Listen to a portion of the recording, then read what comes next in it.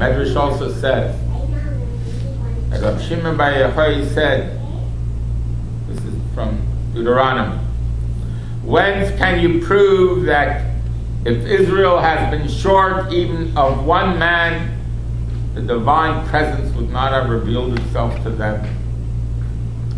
For it is written, every Jew counts. Every individual counts. And if one is missing, then all have missed.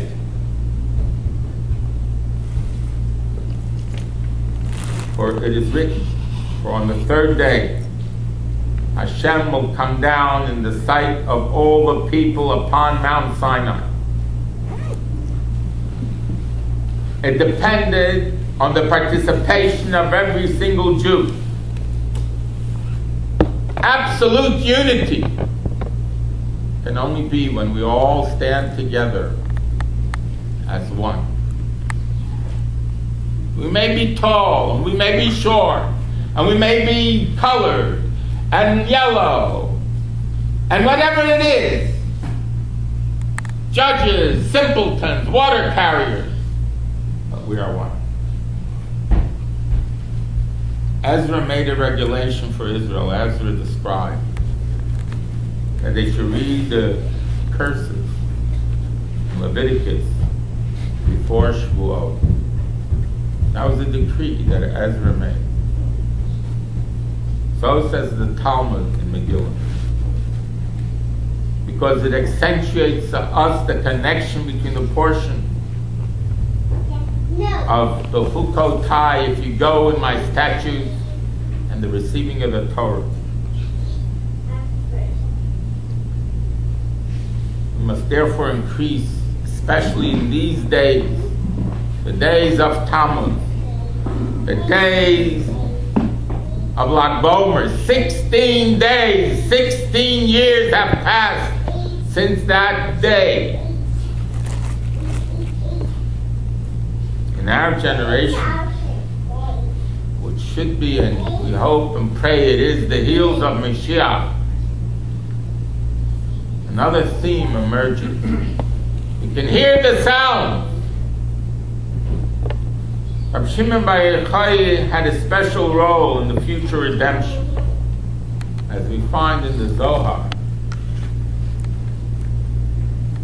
Which the Zohar says, with this work of yours, this Zohar, this hidden book, known as the Book of Splendor, they will leave their exile. In what way? With mercy. Why with mercy? Because things don't look so good. You need mercy.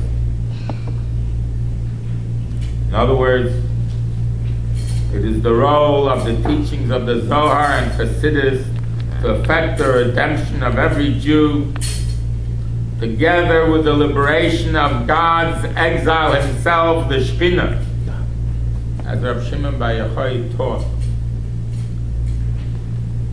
to every place to where they were exiled. Shekhinah, God went into exile with them. The Holy One, blessed be He, will return with them and take them out of exile. As the cause of the exile was the lack of Jewish harmony and unity, it is obvious that we can only nullify it, the diaspora, by adding more unity, more love, more togetherness, of expressing our love even if there is no reason for the love, even if you think you have all kinds of wonderful excuses why to be angry at that person. Still, in that way, the goal is only disappear. Especially as the expression of Ahavas Yisrael will also engender God's love for the Jewish people. For it says that God does what we do.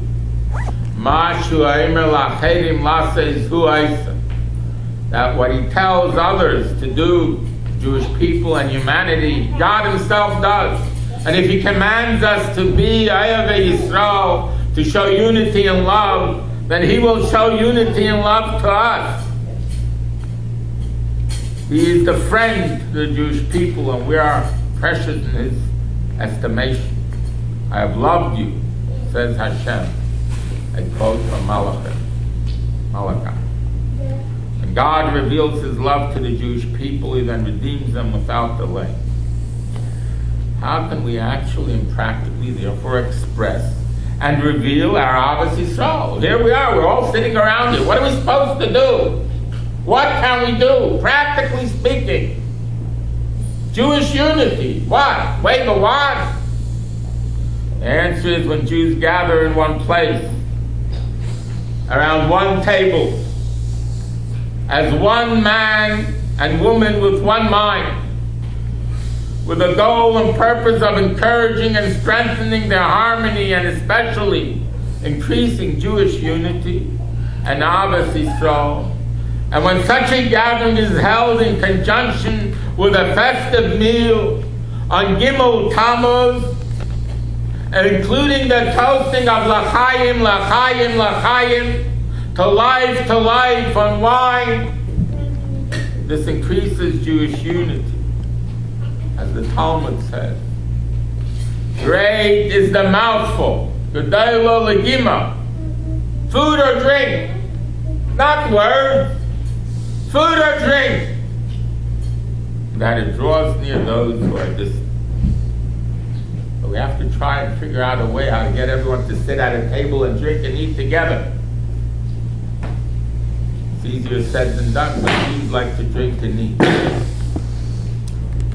The Alter Rebbe, the founder of Chabad Hasidus, explained the great value of a Hasidic Farbrengen. A gathering.